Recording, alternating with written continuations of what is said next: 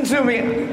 I've been in front of 750,000 people in the last 5 years of my life on one platform or another, one way or another. 750,000 people have heard my voice. I'm not shy. I'm not bashful. I'm not intimidated. I respect every single one of you in here. I promise you. I know every one of you have a story. Every one of you have a journey. Every one of you have ups, downs, ins, and outs, and we're trying to figure out life. I'm just asking for this, the same respect back. I believe in you all, and I'm just asking for the same respect back. I remember like it was yesterday when I was growing up, man. See, when I was in the 5th, 6th grade, a year younger, maybe a year and a half younger than you all, my mom and my dad, they raised me, and I was naive enough to think that I had like this picture-perfect family, this cookie-cutter family, that I had no issues or problems. My mom and my dad, I never one time did I see them fight in front of me. I never saw them argue. My dad was my Superman, my rock star, my icon. If I wanted to be like anybody in the world, it would have been my pops, man. I love that dude. And he used to tell me, Nathan, if you want something bad enough in life, you go get it, and you don't wait for anybody to give you nothing. The world will give you nothing, but you can take it. Hard work, dedication, determined. Go get it in life. And I took those words from my dad, man. He was my everything. But things changed one day. Every single one of us have came across a thing that I call moments of impact. Moments of impact are this. When something's happened in your life, good or bad, a single event, a single occurrence, one situation, when something's impacted you so dramatically, maybe you won the championship and you were so overwhelmed with joy, or you went on vacation, or you got some good news, or maybe you lost a family member, or somebody got sick, and you remember, but something's happened to you, right, with some kind of news that it seems like everything around you is enhanced. You remember the people that were around you. You remember the clothes that you were wearing. You remember the conversations that were happening. Everything got enhanced because something happened to you, good or bad, that impacted you so greatly. They're called moments of impact. And every one of you, I would guess, if you would think back in your life, you could think back on something in your life that has impacted you like that. Well, raise your hand if you've had a moment of impact before. Something like that. You could think of one event, right? Man, I was in the 5th, 6th grade. My mom and my dad, they called for a family meeting. We used to do these family meetings all the time. They call. I was excited because family meetings normally meant that I was going on vacation, or we were going somewhere neat, or maybe they were taking me shopping because I've always loved clothes. And I walk in, my dad's to my right, my mom's across from me, my sister's to my left, my back's to the stove and to the refrigerator and the sink. Over here's the living room. I'm sitting at this wooden kitchen table that I remember so detailed because my dad had built it, and it was dark and had like this shellac clear coat on it. But I hated the table because we moved a lot, and my dad made me help him move that table, and I despised that table, but I remember it. And up above were the most hideous, ugly, disgusting decorations my mama could have ever had. They're family heirlooms, but they're these big pieces of porcelain fruit, and I don't get it, man, but they ain't going in my house. She's gonna have to skip this generation. But I remember them. Mom looked at dad, dad looked at mom. They looked at me, and I could tell it was different. They said, Nathan, Nikki, you need to understand something. And the words came off the tip of their tongues were, we're going to get a divorce. And as soon as those words came out of their mouth, it was like the very wind from my lungs were just, whoosh, everything froze because, see, I had never seen them fight or argue. I had never seen them have a disagreement or an argument seriously. I'm not being joking or embellishing or enhancing that. I had never seen them fight. And so they set me down and they blindsided me with this. And my initial response was, what did you say? Wait a minute. Divorce and separation are for people who have problems. We don't have problems. I began to find out, though, my parents were who they said they were. They were really good at acting one way, but they weren't really, that's not who they were. You see, when I was growing up, I was never, ever, ever, ever, and I could do the next convocation for the rest of the hour and just say the word never, ever, ever, because that's how much I was never allowed in their room. I was never allowed to cross the threshold into their bedroom. And I get it. Some of our parents tell us that, and my parents used to tell me that. It was because, well, I'm a handful. I've been this way since birth. I have one speed. It's go. I'm like a squirrel. If I was my mom and dad, I would probably want some space from me too, because I'm sure I stressed them out. But this was different. See, behind that door is where they weren't who they said they were. The drugs, the alcohol, the emotional, social, and physical abuse happened. My dad had cheated on my mom a lot. All these things were happening. And as I grew up and as I began now to find the truth, I felt lied to. I felt betrayed. I felt like my parents weren't really who they said they were. And I remember like it was yesterday, man. I looked at my mom and I looked at my dad and I said, I'm never going to be like you. I'm never going to touch a drug. I'm never going to touch a drop of alcohol. I don't need you in my life. You're fake. And I was so determined to become successful. I was set to prove them wrong. I was in the 5th, 6th grade at the time. But see, at the end of the day, I wasn't really okay.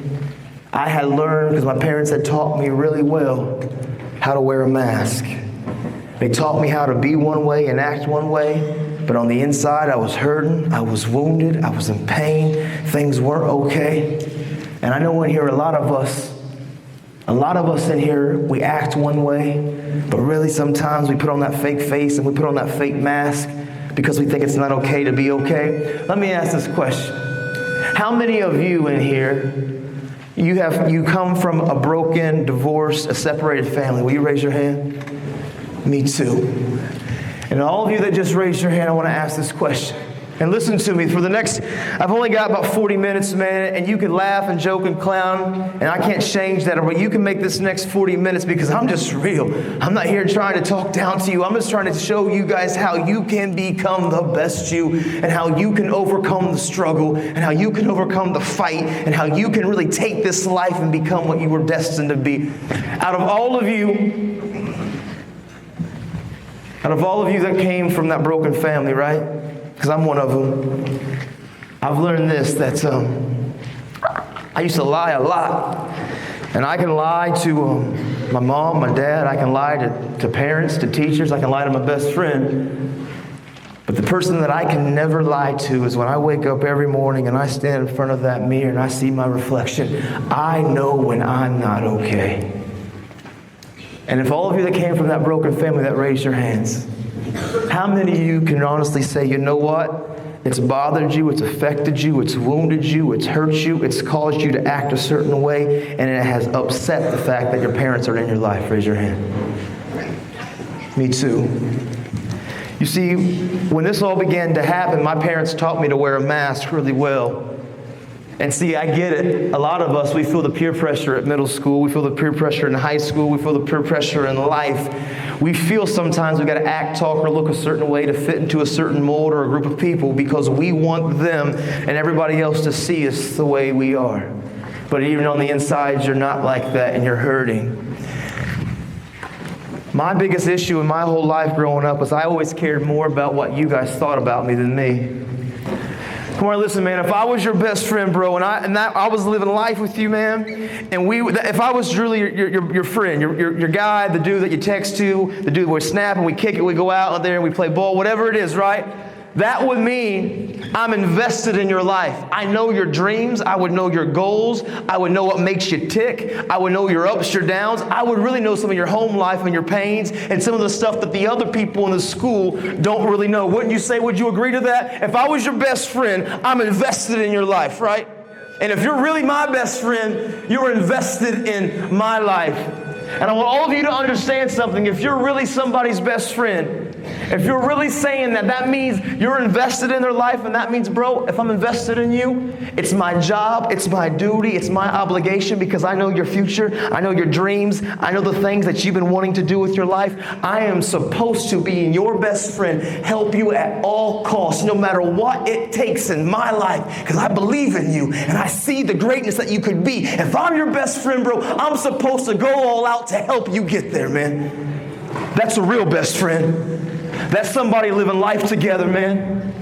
That's somebody that is pursuing and working together, because I've learned something. None of us are an island. We want to see each other become successful because a lot of us know what it's like to hurt. A lot of us know what it's like to feel alone. A lot of us, honestly, we pick on kids and we bully kids and we belittle kids because we're operating from hurt. A lot of us act up and act out and act a certain way, not because that's who you really are. It's because you're hurting and you're wounded and things at life and things at your home may not be okay, and you think that it's not okay to be not okay. But I'm here to tell you, man, it is okay to not have everything together. together. And it is okay for you to talk about people that care about you. It is okay for you to say, hey, this is bothering me and I need somebody to listen. And I've got a chance to be here to talk to teachers and counselors and other people. And I know there are people here that care about you.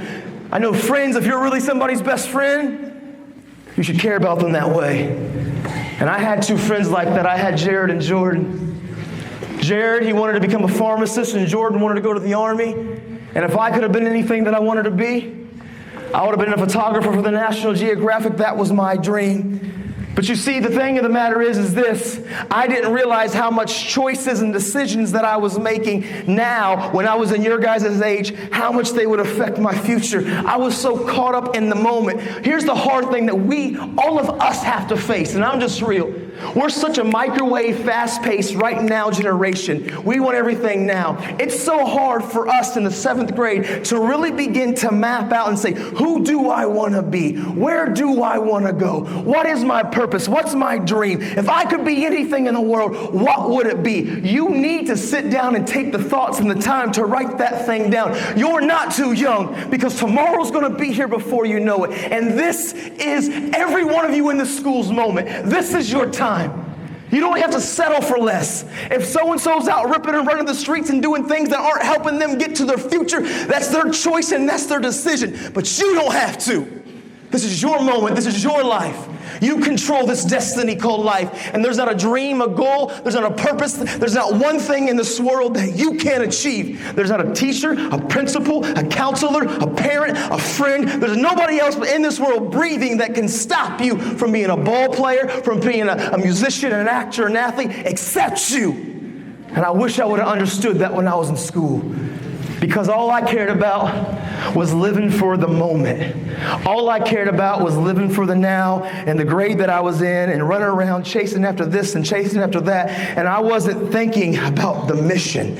I wasn't thinking about pursuing my purpose because I thought I always had time. I'll do that tomorrow. I'll do that tomorrow. You know what? Tomorrow never comes. You only got today.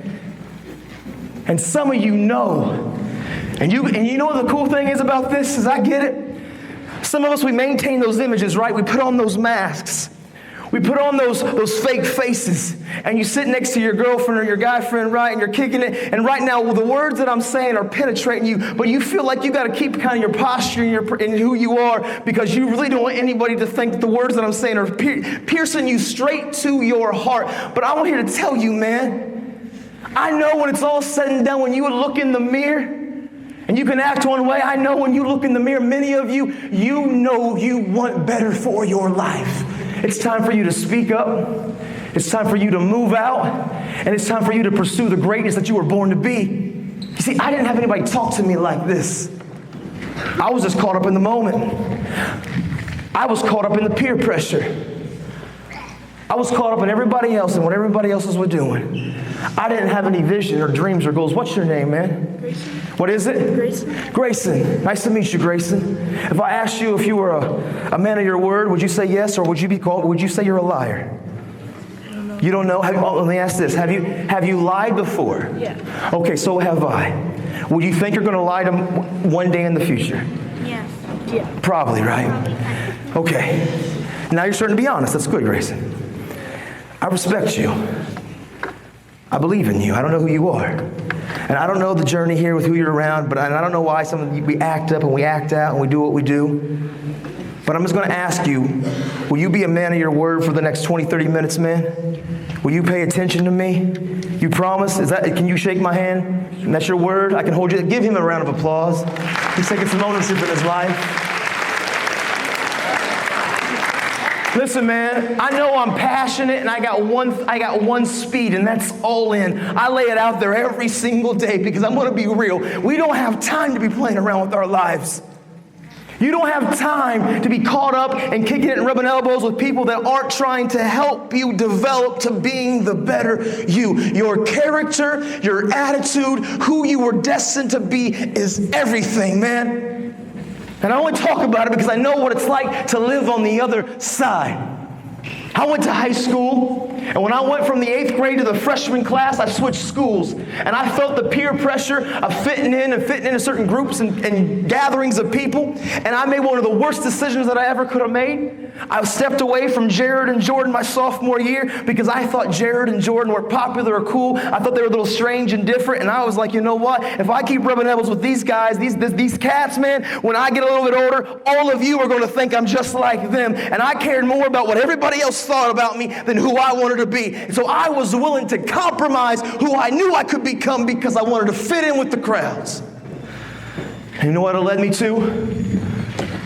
It led me to run around with friends that didn't care about me. I cut off Jared and Jordan, who knew my ups, my downs, my pains. I cut off the kids that actually understood my dreams and my passions. And I started running around trying to find the kids that the school thought was popular. And I found them, and we started rubbing elbows, and they started inviting me over. But the problem is this.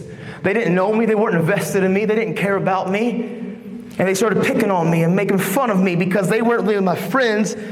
They just saw me as an opportunity just to clown and a joke. And see, I'm 5'7"-ish. I'm 5'6", I'm close, man. 5'6", 3/4. I need that quarter of an inch, man. 5'7" sounds so much better than 5'6". Maybe it's my height complex, but my mom was only 4'11". And I was this tall by the time I was in the 8th grade. So I got this tall by the time I was in the 8th grade. And then life just said, you ain't growing another millimeter. Nope, not you. My mom was only 4'11". I was hit from the get. But I was about 70 pounds heavier than this. 60, 70 pounds. And I was a heavier kid, and these new kids they started running around with, man, they gave me 2 nicknames. They gave me the nickname Bacon because they said I was fat like a pig, and they gave me the nickname Nasty Nate. And the reason they gave me the nickname Nasty Nate is because, see, my mama, she tried to do the best that she could, but she didn't come from a lot. She cared about me. And a lot of my clothes were hand-me-down clothes. And a lot of the stuff that I got were from my uncles and my cousins that were older than me. And my parents did the best that they could, my mama did. And a lot of my backpacks and a lot of my school supplies were hand-me-downs because we didn't have a lot of money. And so my sister always had to get a collar-neutral backpack because it was going to become mine. And they tried, but when it was time for me to get my license, when I started running around with these new friends, we got a beat-up Blazer. We did the best that my family could to get me a vehicle, but it was rusted out and it was a rust bucket. And these new friends are calling me Nasty Nate and Bacon because my stuff wasn't nice. And I could put on my fake face and smile, but the reality is, and many of you know, words hurt. And they would call me these names, and it was like arrows getting shot from my heart, and it was boom, boom, boom, and I began to believe the lie that I was what they said they were, and I didn't realize that hurting people just hurt people, that hurting people have issues and struggles too, and they weren't picking on me just because they didn't like me. They were picking on me because they had stuff going on in their life, and they were battling the same issues that I had. And I know many of us in here battle those same things. Many of us that pick on kids and make fun of kids and use words to cut people down. The problem is that really you're struggling with some of your own junk. But I need you to understand the things that you say to people. Words hurt. Words hurt. And maybe you don't realize how much the words hurt. Maybe you don't realize so much what you say to people, how much it tears people down. Let me ask this question. In this school year, this year, how many of you with your own ears, you have heard friends and peers and classmates around you talk about the idea of maybe just giving up on life? Raise your hand. You see those hands getting raised? Listen to me. Look at them. Look at those hands. Look at those hands. Every school I go to, I get asked that question. That's the response. A lot of us feel like we're hopeless. A lot of us feel like we're giving up. A lot of us feel like maybe we should throw in the towel. And I get it, man. And words hurt. And a lot of us young ladies and young guys, we're out there sending pics across on social media. We're blasting stuff in there. We're just trying to get attention. We're trying to get somebody to recognize us. Let me tell you, you do not have to do any of those things to let anybody in this world think that that's not giving you value. That's not giving you strength. You were born to be something special. You were born to overcome things, man. And don't give yourself away and shortcut who you are. If you're somebody in this school this year that's bought into the lie of sending part of you over the medias, those pics, you know exactly what I'm talking about. I would tell you, man, you're more than that. You're worth more than that. And if some little dude, some yahoo's asking you to send that picture, they ain't worth the time of your life, man. You're a gem and you're a diamond, and they ain't nothing. See, I just know a lot of us are hurting and we're going through life, and this is a process. And so I was so caught up in that with these new friends. They started picking on me and making fun of me, right? And I had thoughts of giving up. And I had thoughts of wanting to, and I had thoughts of just throwing in the towel. And I started self-harming, and I can count the scars on my hands. And I know many of us in here, we battle some of these things of self-harming. I know what it's like to feel like that's the answer. But at the end of the day, thoughts of giving up and self-harming, they never satisfy, they never fit, they never fix. It always makes us go back to that well. What will, if you're really wanting to break free and to recognize worth and value and identity, you need to realize it's okay to not be okay and to talk to people that care about you.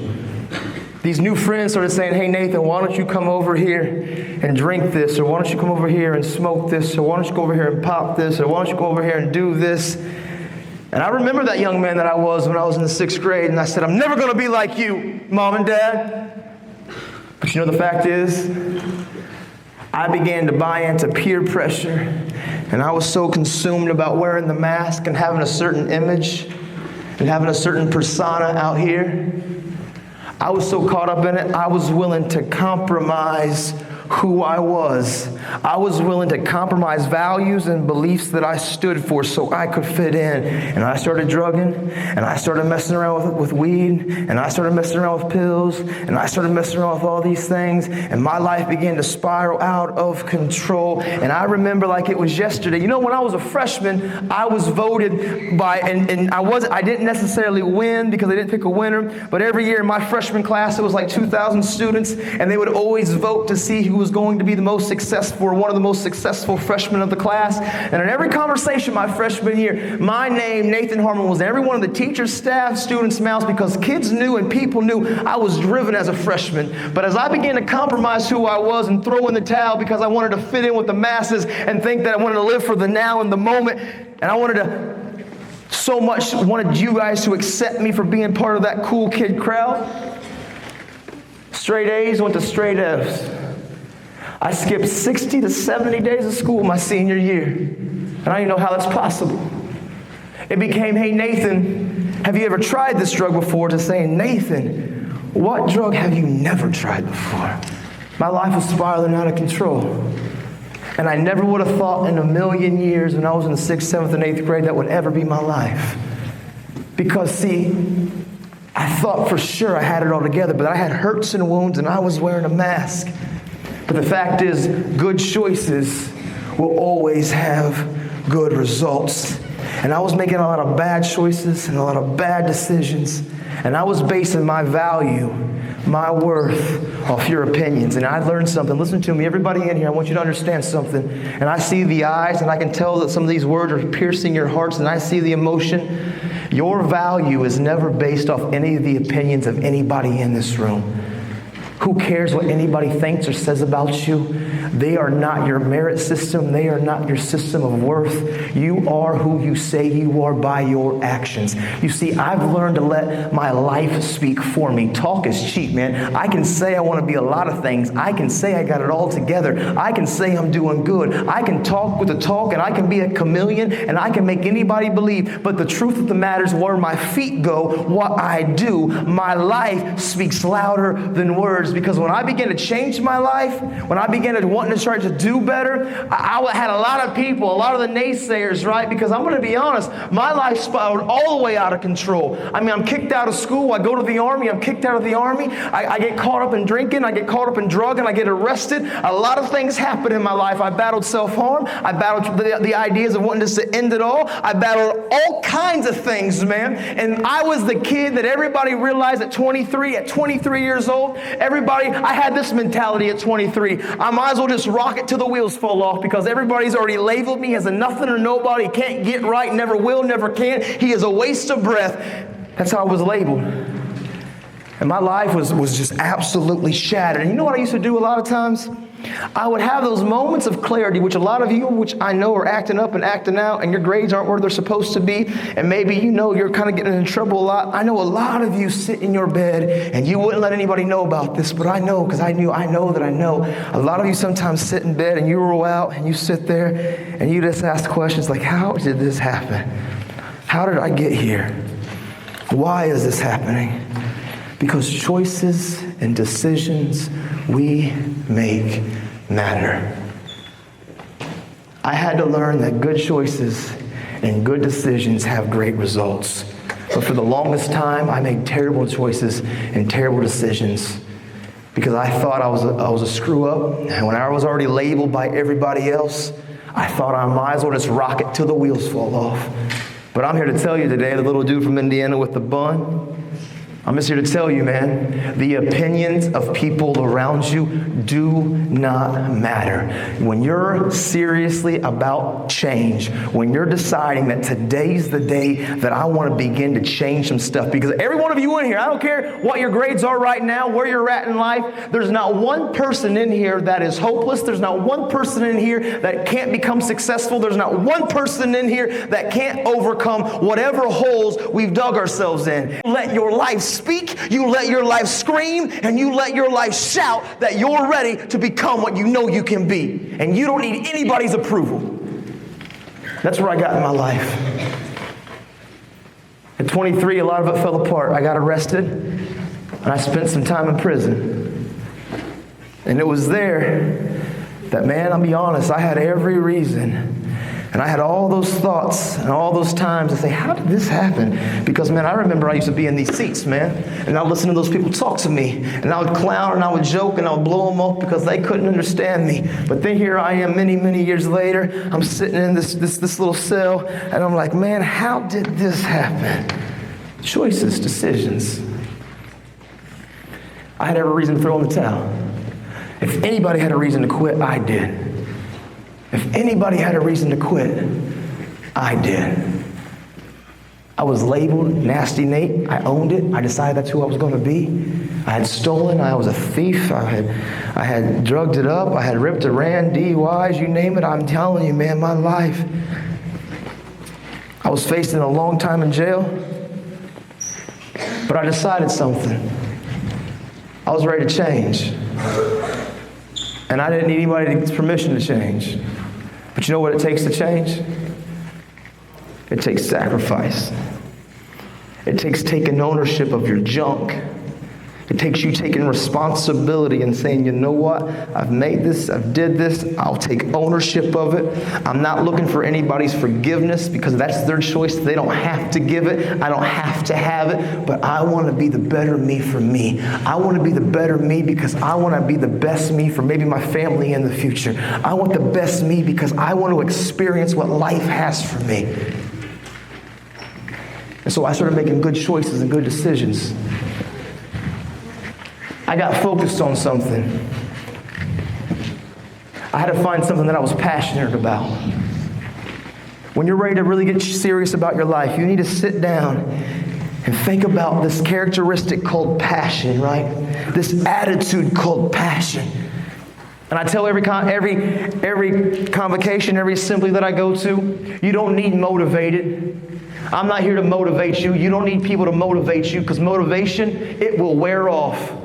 Motivation is about motion, and it's on the surface, and it's working things around you. Whenever those things that are moving that motivate you leave, all of it will just die down, and you'll go back to your default setting. You'll go back to being who you used to be. But when you tap into something that inspires you, something that's actually internal, that's that fire that says, I'm not giving up until I get there, and I don't need the approval of anybody because I'm going to let my life speak. I'm going to learn to make good choices. I'm going to learn to be responsible. I'm going to be dedicated. I'm going to have good characters and morals and values. I'm going to own up when wrong. I'm going to be truthful. I'm going to stand up for what I know is right, and I won't let anybody change me. And maybe that's not where you're at right now, but you can get there, and these are the attributes of success, man. If you want something in life, you got to be willing to do what nobody else has done. If you keep doing the same thing you've always done, it's the definition of insanity. If you want to change, you're going to have to be willing to change. I began doing that. I began focusing on letting my word be truthful. A lot of times we'll say we'll do something, then we don't do it. How many times do you tell yourself, I'm going to do my homework, or I'm going to be responsible and get to bed at a certain time, or I'm going to stop skipping school, or I'm going to stop partaking in this bad habit or this bad habit, whatever that may be, and then do you really own up to it? How many times do you lie to yourself? And if you will just start being a man or a young lady and owning up to your own words, watch what will happen in your life. You see, I didn't have anybody talk to me like this. I had to walk this thing out. I had to try to figure this journey out. Even this whole thing called public speaking, I didn't know how to get here. I wasn't wake up one day and said, hey, let's just make this happen, and boom, all it happened. It took sacrifice and hard work and determination, but I refused to quit. I said, you know what? I know I've been through a lot. I had some opportunities to do a little public speaking at this one event, and they recorded it. And I woke up in Indiana one day and I said, I want to speak in schools. And I don't know how to do it, but that's not an excuse not to do it.